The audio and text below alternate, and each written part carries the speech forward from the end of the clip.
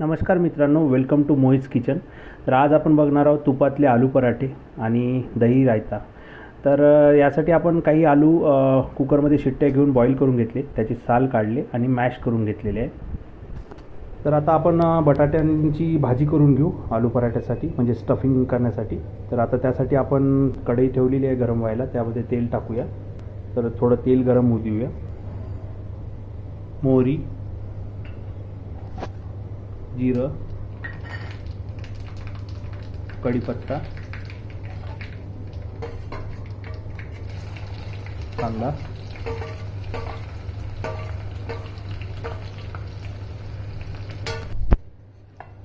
लसूण,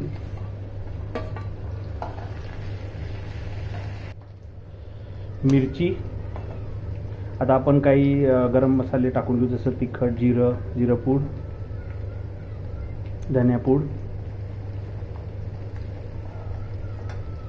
जिरा पावडर, धनिया पावडर टाकल्यावर आता हळद, तिखट, मीठ. ठीक आहे. आता याला थोडं 2 मिनिट होऊ देऊया.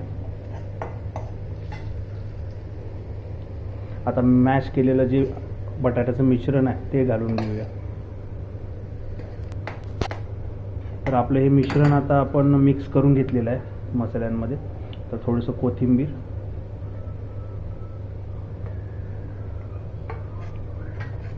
बस. आता याला थंड होऊ देऊ आणि लगेच कणिक भिजवायला घेऊया, म्हणजे आलू याची मिश्रणाची स्टफिंग करून आलू पराठे आपल्याला भाजता येईल. तर आपण आता आलू पराठ्यासाठी बुंदी रायता, म्हणजे दह्याचा तडकेवाला रायता आपण करणार आहे. तर दही मी फेटून घेतलेला आहे साखर मीठ टाकून. लसण आणि जिरं मोहरीचा तडका तिखट वगैरे टाकून तयार आहे. तुम्ही याच्यात टाकून घेतो. असा रायता तयार आहे. आता इकडे आपली कणिक भिजलेली आहे. आता आपण पोळी लाटून त्यामध्ये आलूची स्टफिंग करून पराठा बनवायला घेऊया.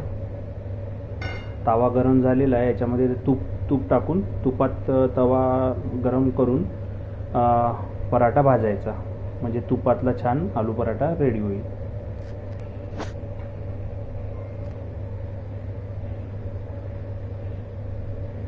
तर आपण काय केलेलं आहे, पोळीचं म्हणजे जे कणकेचं जे कणिक जे भिजवलेली आहे ते कमी घेतली आणि आलूचं स्टफिंग जास्त घेतलं. कारण काय होते की आलूची टेस्ट आली पाहिजे, बरोबर, घरगुती पराठ्यांसारखं.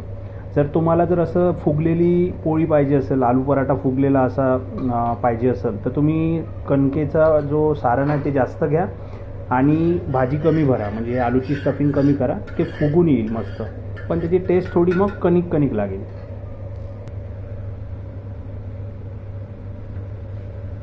तुपामध्ये आता आपण पराठा टाकलेला आहे, त्याला छान भाजून घेऊया. छान वरून पण तूप लावूया.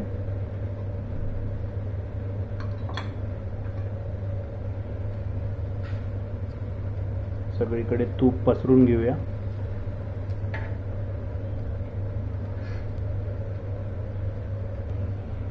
चला, एक साईड आता भाजलेला आहे, पलटवून घेऊया.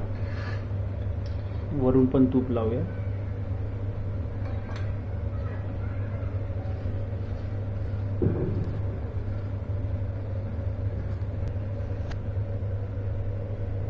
असा भाजला गेलेला आहे पराठा. तर तुम्ही आमच्या जर चॅनलवर नवीन असाल, मोहित's किचनला प्लीज सबस्क्राईब करा. नवीन व्हिडिओ बघण्यासाठी प्लीज व्हिडिओला लाईक करा, शेअर करा आपल्या मित्रमैत्रिणी कुटुंबांसोबत, आणि प्लीज एखादी छानशी कमेंट टाका. ठीक आहे. तर आपण आता पराठा काढून घेऊ. तर आपले छान गरमागरम तुपातले आलू पराठे आणि मस्त दही, तडकेवालं दही, म्हणजे त्याला दही रायता म्हणू शकतो, ते तयार आहे. तर प्लीज बघा, तुम्ही पण करून बघा, खा आणि एन्जॉय करा. ठीक आहे. थँक्यू.